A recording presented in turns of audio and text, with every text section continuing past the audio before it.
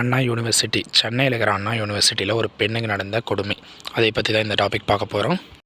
And இதுக்கு பார்த்திங்கன்னா நம்மளுடைய தலைவர் அண்ணாமலை முதல் கொண்டு டிவிக்கு விஜய் முதல் கொண்டு எல்லாருமே கண்டனம் தெரிவிச்சுட்டு வந்துட்டுருக்காங்க. சாட்டையால் அடித்து அவர் கண்டனத்தை தெரிவித்தார்.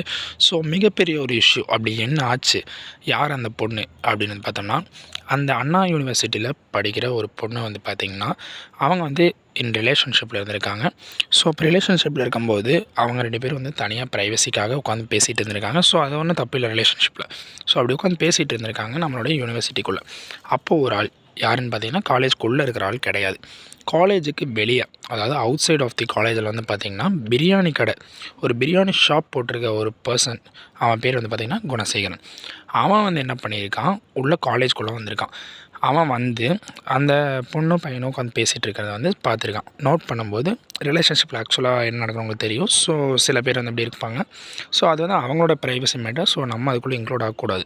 அப்போது அவங்க 2 பேர் இது பண்ணிகிட்டு இருந்ததை ப்ரைவசியாக இருந்தது. இவன் அவனோட ஃபோனில் வீடியோ எடுத்துட்டான். வீடியோ எடுத்தது மட்டும் இல்லாமல் அந்த பொண்ணை பிளாக்மெயில் பண்ணியிருக்கான். அந்த பையனை இது மாதிரி அந்த பொண்ணு பையனை உட்கார வச்சு இது மாதிரி நான் இந்த வீடியோ டீனுக்கு அனுப்பிச்சிடுவேன், ப்ரொஃபஸருக்கு அனுப்பிச்சிடுவேன் மிரட்டிக்கிட்டு, அது மாதிரி அந்த பையனை அப்படி பண்ணக்கூடாது அப்படின்னு நீ வாப்பா அப்படின்னு சொல்லி அந்த பையனை கன்வின்ஸ் பண்ணி ஹாஸ்டலுக்கு அனுப்பிச்சி விட்டான்.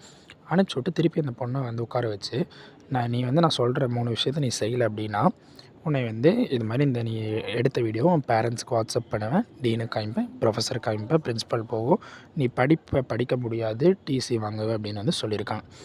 ஸோ அதில் ஃபஸ்ட்டு காரணம் என்னென்னு பார்த்தீங்கன்னா, நீ என் கூட ரிலேஷன்ஷிப்பில் இருக்கணும். செகண்ட் என்னன்னா, சாருன்னு ஒருத்தர் இருப்பார், அவர் கூட நீ ரிலேஷன்ஷிப்பில் இருக்கும் அப்படிங்கிற அவன் 2 விஷயத்த சொல்லியிருக்கான். அப்படி இல்லை அப்படின்னா 3ஆவது விஷயம் என்ன சொல்கிறான்னா, நீ இந்த காலேஜ் விட்டு நீ போயிடணும், நான் எல்லாத்துக்கும் அனுப்பிச்சி விட்ருவேன் அப்படிங்க.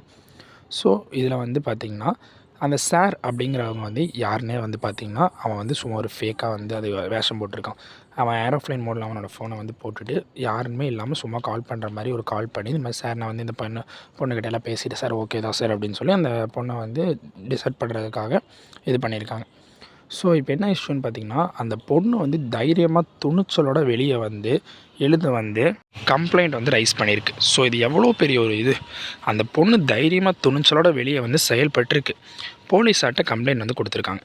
போலீஸ் இன்வெஸ்டிகேஷன் பண்ணியிருக்கு, எஃப்ஐஆர் போட்டிருக்கு. ஓகே.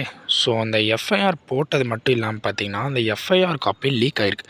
ஆக்சுவலாக ஒரு பொண்ணும் பையனும் அது 2வது விஷயம், gender is the second part of the இது.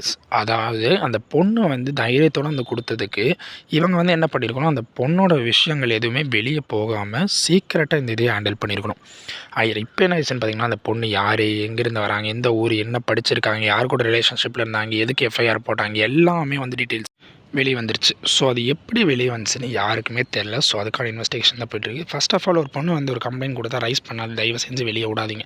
ஸோ இது ஒரு மிகப்பெரிய ஒரு இஷ்யூவாக போய்ட்டுருக்கு. நீங்கள் இது என்ன நினைக்கிறீங்க கமெண்ட் பண்ணுங்கள் மறக்காமல். ஸோ அது மட்டும் இல்லாமல் நான் ஒன்று சொல்கிறேன். ஸோ நீங்கள் அவங்க சொல்கிறது கேட்கணுன்ட்டு இல்லை, இது ரிலேஷன்ஷிப்பில் இருக்கிறது ஜஸ்ட் ஒரு இதுதான். அது நார்மலான விஷயம், எல்லாருமே பண்ணுறது தான். ஸோ நீங்கள் எதுக்கும் பயப்படாதீங்க அந்த விஷயத்துக்கு. இது ஃபர்ஸ்ட் ஆஃப் ஆல் அப்படி யாராச்சும் உங்களை பிளாக்மெயில் பண்ணால் தைரியமாக வெளியே சொல்லுங்கள். அவன் வீடியோ எடுத்தவொடனே வெக்கம் இல்லாமல் இது பண்ணும்போது நீங்கள் எதுக்கு இது பண்ணுறீங்க, வருத்தப்படுறீங்க, மற்ற தப்பான முடிவுகளை எதுக்காக எடுக்கணும். ஃபஸ்ட்டு வீடியோ எடுத்தவொடனே தலை காமிச்சு தில்லாதான் சுற்றிட்டு இருக்கான், அப்புறம் என்ன உங்களுக்கு மட்டும் இது. ஸோ மறக்காமல் எல்லாருமே துணிச்சலாக செயல்படுங்க, எதுக்கும் பயப்படாதீங்க. இந்த கேஸ் என்னான்னு பார்ப்போம். ஸோ நீதிமன்றத்தையும் நீதிபதியும் நம்ம நம்புவோம், நீதி நிச்சயமாக நம்மளுக்கு கிடைக்கும். ஸோ இந்த வீடியோ பிடிச்சிருந்தா லைக் பண்ணுங்கள். மேலும் அப்டேட்ஸை தெரிஞ்சுக்க மறக்காமல் சப்ஸ்கிரைப் பட்டன் மட்டும் கிளிக் பண்ணி வச்சுக்கோங்க.